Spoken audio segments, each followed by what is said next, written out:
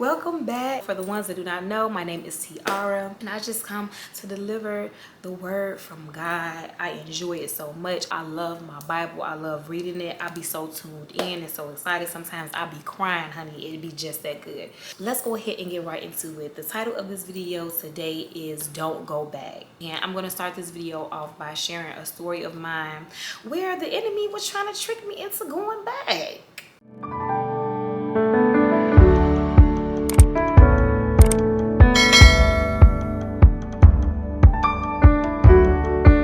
For the ones that have watched my first video, I did explain in there how God called me to, relocate. My hometown is Chicago, relocated me to Houston, and actually this month is a year that I have been in Houston. So for the summer, I promised my kids that I would take them back. I did remove them from their comfort zone and bring them to Houston where they have no family here.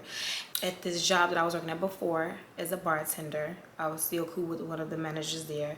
And, we were still talking periodically and he was letting me know, how they had to fire a couple people. Realizing now that it's just, but that's another story for another day. I let him know that I was coming home and he was like, oh, you coming home? That's good. You coming back? So I'm like, why not? Why not make some money? And my kids coming back home, they're gonna be spending time with family. So, let's just go ahead and get it. So while I was there working, it was really hectic and I found myself getting out of character a lot. Once you experience peace, you don't be with all that rah-rah and all that. But if it has to get there, then I'm one of them, like, if I have to go back there, then okay. But I don't want to go back. I enjoy my peace. But it was really like taking me there. So amongst praying, like one time I felt like God was telling me, like, I don't want you, because I had got to a point where I was loving my peace too much that when things started to get out of control, I'm leaving. I don't care what it is. I gotta go because it's disturbing my peace. But I kind of felt like God was telling me, like, with life, it's gonna be a lot of things that's gonna come your way. I don't want you to get up and just, leave. I want you to try to, like, stick it out. So I caught myself doing that at this job. So either way, while I was there, I met this young lady and her mom, and she worked at this hospital in Chicago, and we were talking, and I was like, how is it? She was a nurse, but I was like, I was interested in doing that or whatever the case may be. And she was like, really? She was like, I think that you would really do good at your nurturing spirit. She was like, you're so outgoing and sweet. I think that you would really be a good nurse. Like that'll be a good feel for you. So I'm like, really? So she was like, well, we got this program. If you're serious about it, she was like, I'll get you into the hospital and they'll send you to nursing school and they'll pay, I think she said 90%. Don't quote me. I think she said 90 or 80%. I'm like, oh, okay, this is a good opportunity or whatever. So within this time, I was dating this guy and we had known each other before I moved to Houston, but we had not started dating until I got to Houston, which we was like, we'll try to make it work. Willing to take the risk on trying out this long distance thing. So he was thinking like maybe it was a good idea. I had written about him too, and he was like, yeah, whatever, I want you to come home. So, we was on that type of time. So I'm like, okay, here I am. I got my bed, what I'm saying? A job coming through, like, should I go back to Chicago? What I'm saying? Would this be a good idea? This is what I'm thinking. So, of course, I take everything back to God. So, I get to praying on it, and I'm like, God, is this what you want me to do? Should I come back? Is the opportunities here? I'm not saying that I was going to stay in Chicago. I didn't mind coming back to Chicago to, accomplish that goal. So I took it to God. Y'all know what happens when you go and pray to God. He answered, okay? And he answered it so quick, okay? He snatched that job and he snatched that man, okay? He snatched them both. As far as like the job, the bartending job, he probably seen me getting comfortable because I'm like, you know what? I could work there, I could work here, like thinking about ways I can make money and go to school. I'm going like doing all this. He was like, no, this is not what I got for you. But now the guy, he's not a bad guy at all. It was just certain things that was not like aligning along the way. You know what I'm saying? I had just called me out of it. It had started to be, when something is starting to go down the hill. So I had to obey. So either way, he snatched it. And so I'm like, oh my God, this is what you basically telling me. So I'm supposed to be going back. Now, whoever has a relationship with God, y'all know that he's going to constantly confirm things. So I end up going out to eat with one of my friends. And on our way, we stop at a stoplight and there's a car in front of us. So on the license plate of that car, it says 1716 TX. But it's an Illinois license plate. You get what I'm saying? So it made me tune in.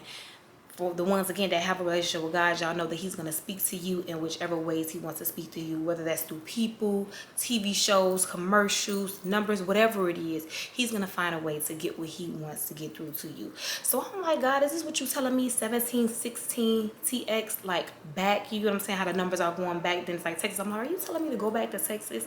So I'm like keeping a mental note of it. A couple days later, I had went to the mall and I had ended up going into this store and they were playing, I believe it's country music, and on the song the girl was like, she was singing "Go Back to Texas." So I'm like, okay, and I'm like, is this really what I'm hearing? So I had pulled up Shazam. Y'all know Shazam. Shazam. So want to make sure this is what she was saying. Shazam brought the song up and that's exactly what she was saying, y'all. I'm like, okay, God, you done snatched everything away. You done snatched everything that I thought that, you know what I'm saying? And you done gave me confirmation after confirmation. So you telling me, head your butt back on to Texas. It's not meant for you to go back. And so we know that that's of the enemy because it's really nothing in going back. I don't know about y'all, but anytime I ever went back, I hated that I went back because there's nothing in the past but lessons that you were supposed to have learned. Whether that's friendships, jobs, relationships, whatever. It's in the past for a reason. So why exactly are you going back? When God calls you out of a place, he's obviously moving you forward, unlocking doors and bringing you higher. Don't go back, okay? So let's go ahead and get into the word. I'm going to be reading out of Numbers today. And we're going to start at chapter 11, verse 1. This is basically when the Lord called Moses to lead the Israelites out of Egypt into the wilderness, okay? So the people were soon complaining about all their misfortunes, and the Lord heard them. His anger flared out against them because of their complaints. So the fire of the Lord began destroying those at the far end of the camp. They screamed to Moses for help, and when he prayed for them, the fire stopped, even after the area was known as the place of burning, because the fire from the Lord burned among them there.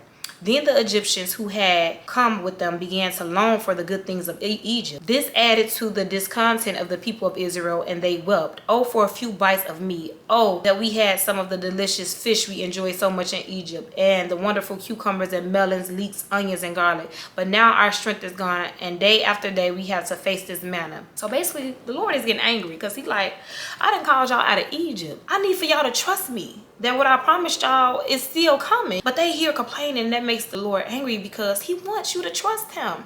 Like if I called you out of this place, trust me, I'm with you. There's nothing that you should be worried about. So us as humans, we do that a lot, you know. When God calls us out of somewhere and it gets a little hard, we get to doubt him. We get to be like, you know what, should we go back? You know, like maybe we should have not came. And no, that's not the case. You were supposed to go. Just trust the Lord through this process. Either way, they get to complaining and the Lord is angry. So he's like, you know what? I'm going to go ahead and give y'all what y'all asking for. So moving on. Tell the people to purify themselves, for tomorrow they shall have meat to eat. Tell them the Lord has heard your tearful complaints about all you left behind in Egypt, and he is going to give you meat. You shall eat it, and not just for a day or two, or 5 or 10 or even 20. For 1 whole month you will have meat until you vomit it up from your noses. For you have rejected the Lord who is here among you, and you have wept for Egypt. But that still makes, you know, the Lord angry because he's like, you know, y'all not trusting me. Through the ups and the downs, you know, God tests us in the wilderness. When he sent, you know, different things and let different things happen, he wants to know that you're there. You get what I'm saying? Just like when you're in a relationship with your significant other or your friends, you want to be able to trust your friends, and your friends want you to be able to trust them. It's the same thing when you're in a relationship with God. He wants to be able to understand that you're not going to give up on him, that you're not going to switch up on him when things get hard. While he's testing your faith, you either gonna keep going or give up. So moving along, chapter 13, it says, Jehovah now instructed Moses to send spies into the land of Canaan, the land I am giving to Israel. Send 1 leader from each tribe. Moses did as the Lord had commanded and sent these 12 tribal leaders. He sent them to the land to go ahead and spy, to see what's going on there. So this is why I say you got to trust God, because God is not a God that he shall lie. If he said that he's going to do it, he's going to do it. And you have to trust and believe in it. That complaining and all that, it makes God angry, because if God say he's going to do it, he's going to do it. He's going to do it. Moving along to chapter 13, verse 27. So this was their report. We arrived in the land you sent us to see, and it is indeed a magnificent country, a land flowing with milk and honey. Here is some fruit we have brought as proof. So they went over there and spied in the land. And the land is filled with milk and honey, okay? Blessings after blessings after blessings after blessings. So then they go forth and he say, but the people living there are powerful and their cities are fortified and very large. So now he's like, you know, telling them like, these people over there are powerful, but who can be against us when we have God with us? Who can?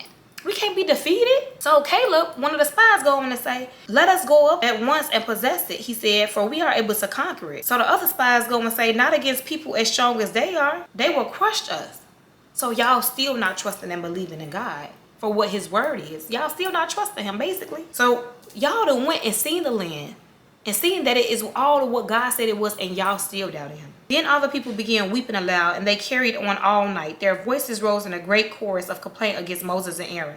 We wish we had died in Egypt, they wailed, or even here in the wilderness, rather than to be taken into this country ahead of us. Jehovah will kill us there, and our wives and little ones will become slaves. Let's get out of here and return to Egypt.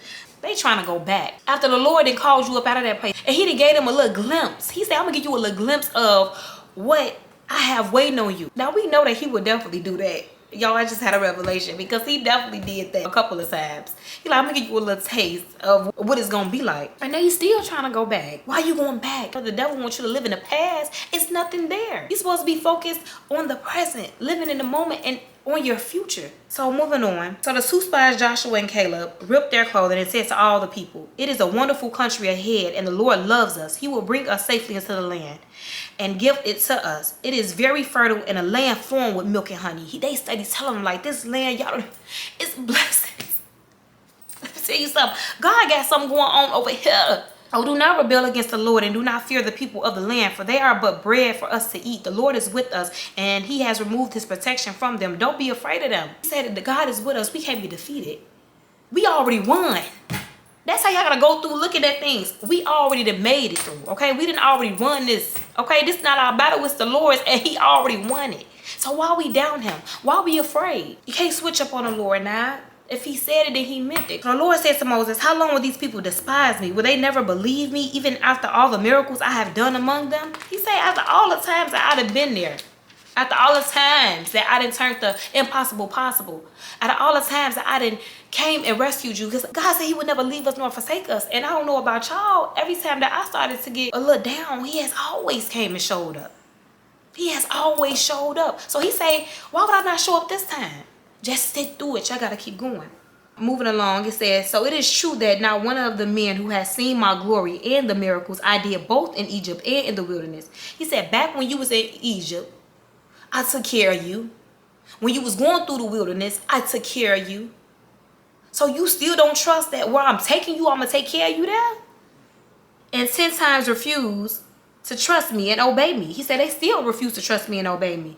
Shall even see the land I promised to the people's ancestors. But my servant Caleb is a different kind of man. He has obeyed me fully. I will bring him into the land he entered as a spy, and his descendants shall have their full share in it. He said the ones that trust in me, I'm gonna give you everything. You're gonna have your full share in it. You can have everything now. But the ones that didn't, y'all talking about going back, y'all will never see the promised land. Don't go back to them friends. Don't go back to your old way of living. Don't go back to that job. Don't go back to that relationship. Don't go back to nothing that God has already called you out of. Because if it was meant to be, it'll still be here. Don't go back unless he calls you to go back. Unless the Lord calls you to go back to these places or to these people, then do not go back. God is taking us somewhere, y'all. So here I am. I brought my hand back to Houston. And you know, we gonna see what's going on. I was finna go back to Chicago, ready to look for me a place there and everything. My sisters was like, you know, you coming back? I'm like, I'm thinking about it. God was like, absolutely not. There's nothing there for you. Thank y'all for watching, and don't forget to, you know, continue to seek God throughout your journey, this journey of life. He will definitely lead you in the right direction. Be obedient, walk by faith and not by sight. I don't care how it looks. Trust in the Lord, because if he made you a promise, he's gonna keep it. I don't know about y'all, but I'm ready to see what God's taking me. You know, he's constantly unlocking doors, and anything that he called me out of obviously wasn't meant for me. He obviously got better. I enjoyed this again with y'all today, and I'll see y'all in my next video.